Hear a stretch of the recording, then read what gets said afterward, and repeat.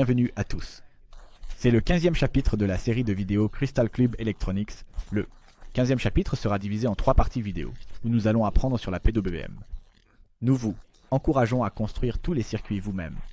Les parties sur la PWM ont été écrites par Gabor Barassi et présentées professionnellement par Szabolcs Zvereb et Gergely Lagler. Le présentateur d'aujourd'hui est Bruce Zelay. Merci beaucoup pour l'introduction à Peter Horvath. Qui sera mon partenaire sur ce sujet? Peter, je sais que tu es étudiant à la faculté de génie électrique de l'Université de technologie et d'économie de Budapest. Veuillez nous dire quelques mots sur vous?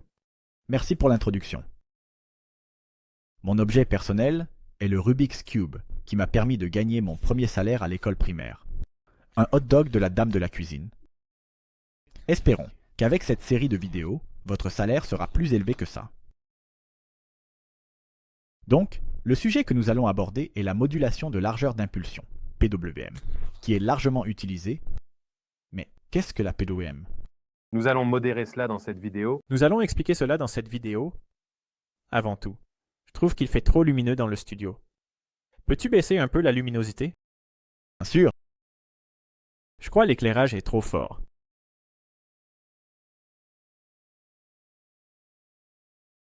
Pourquoi tu l'allumes et l'éteins? Qu'est-ce que c'est que ces commutations continues? Parce que j'ai révisé mon programme et que je me suis préparé pour la PWM. Tu es en train de me dire qu'en alternant entre pleine luminosité et zéro, on va avoir une bonne luminosité moyenne ici? Oui, c'est ça. Eh bien, ça a l'air fou, mais tu as raison. C'est vraiment de ça qu'il s'agit avec la PWM. Et nous allons vous l'expliquer d'une manière un peu plus professionnelle. Donc vous pouvez l'appliquer à l'électronique de la vie réelle. Pour vous donner une chance de tout essayer, nous allons commencer par mettre en place un circuit.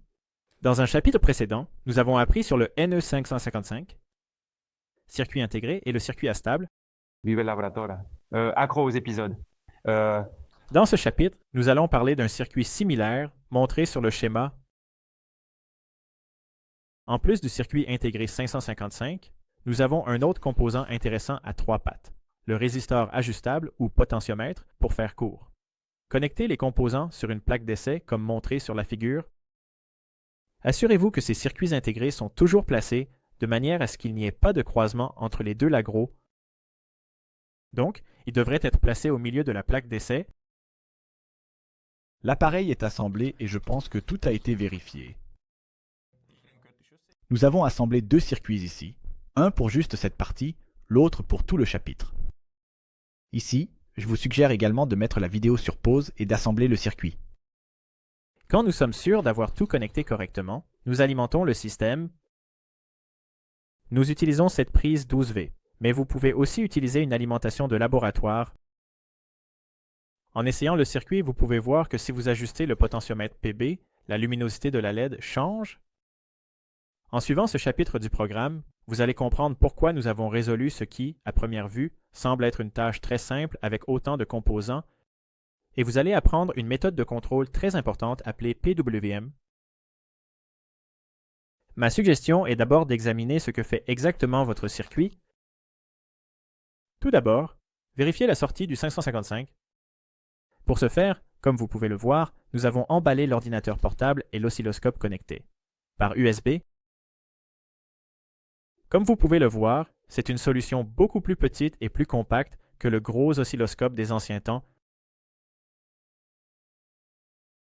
Il a même l'avantage que le logiciel que vous obtenez avec calcule beaucoup de choses à l'avance. Donc, vous n'avez pas à faire de calcul manuel comme avec un ancien oscilloscope, mais tout est calculé numériquement. Par exemple, la fréquence est calculée pour nous en quelques secondes. Cependant, il n'est pas inclus dans la liste des composants que vous pouvez télécharger sur le site de Crystal Clear Electronics.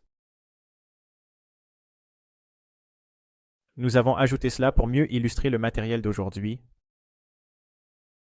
Si le potentiomètre PB est ajusté pendant les mesures, nous pouvons voir soit un cycle de service croissant, soit un cycle de service décroissant, tandis que la fréquence reste constante. Le cycle de service est le rapport entre le temps d'activation et le temps d'inactivation de l'onde. L'axe horizontal sur l'écran de l'oscilloscope représente le temps et l'axe vertical montre la tension. Dans une période de temps. Le cycle de service est le rapport de temps entre le signal de bas niveau et le signal de haut niveau dans une période. Pour illustrer cela, je vais régler différents cycles de service. Vous pouvez en régler un, de sorte que le cycle de service soit, par exemple, de 70%. Vous verrez que 70% du temps, le signal est presque à 12 V. Et les 30% restants du temps, il est autour de 0. Maintenant, je vais ajuster le potentiomètre pour réduire le cycle de service.